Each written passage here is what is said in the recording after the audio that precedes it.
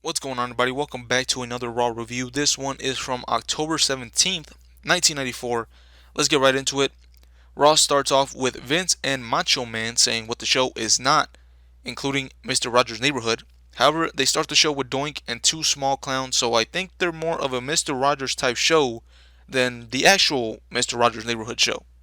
Doink is taking on Jeff Jarrett. This feud has been going on for months.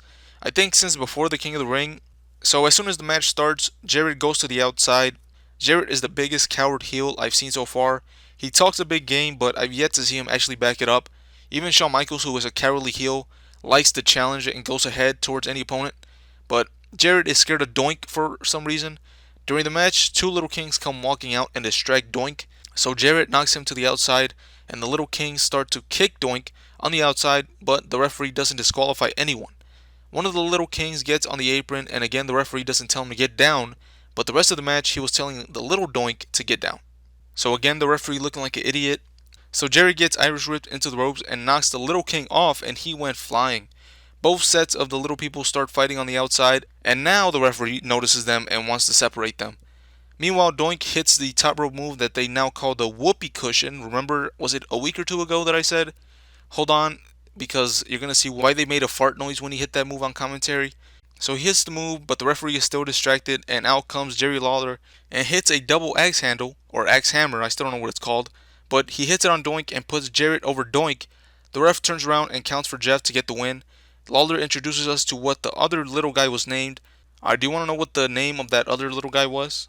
Well, you're going to have to go find out somewhere else because I wasn't paying attention and I couldn't be bothered to rewind it because I don't really care about that. So, yeah, sorry about that.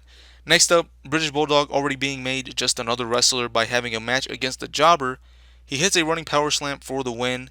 And yeah, British Bulldog gets DQ'd. I think he technically got the win last week, right? And then the next week, not only do they not save him for special occasions, but he's already in a Jobber match. Feels like anybody else. Then we see footage from another show where Arnold Skoland was confronted by the former wrestler he managed, Bob Backlund. Backlund, though, came out to get them not to play that video, but Vince tells the monkeys in the truck to play it anyways. Bob attacked Arnold and placed him in the crossface chicken wing. Vince suggests that Backlund apologize. Backlund starts to apologize and says that he should apologize to the fans, to Jack Tunney, and to everyone for him choosing Arnold Skoland as his manager. He had some other things to say, but it's too much to recap, so I'm just going to play some of it. Take a listen. I, I did more to try to boon your life than any athlete in the world. I sponsored kids' tournaments to try to help your children. That was then. That was the Bob Backlund of old. I never have ever eaten marijuana. I have never swore in front of my children. How many times, ladies and gentlemen, do you swear in front of your children? How many chemicals do you have in your cabinet at home? How many drugs do you have in your billfold? And why do you expect your children not to take drugs and not to smoke cigarettes and not swear when they're in school? You should be taking care of your children. Vince asks, what does any of that have to do with anything? And Backlund says it's about discipline and pride. He challenges any one of the fans to allow him to put the hold on him. And out comes everyone's favorite wrestler, Lex Luger. Luger says he's tired of hearing about the crossface. He tells Backlund to pick on somebody his own size. Bob runs into the ring and starts dancing and prancing around. The referees, however, hold him back for some reason. Maybe because of all the times he's been on TV. This time he's in street clothes. I'm talking about Luger. So he wasn't supposed to be physical on this episode, and that's why they hold him back. They aren't ready for this match to take place either, so I'm still calling a DQ or count out for whenever that match happens. Following that, we get Sparky Plug, who is no longer Thurman, but they call him Bob Holly now. It's still Sparky Plug, but at least it's just his nickname. Holly gets the crossbody from the top rope for the win. Then another jobber match, this time for IRS. IRS says there are two things in life that are sure. One is death and the other is taxes. He says that he's going to expose the biggest tax cheat, and that is the Undertaker. I can actually see that being real. He's been pretending to be dead all these years to avoid paying taxes. So hopefully he exposes him, because if I have to pay taxes, Undertaker better also be paying his fair share. Anyways, IRS picks up the win with an STF submission hold.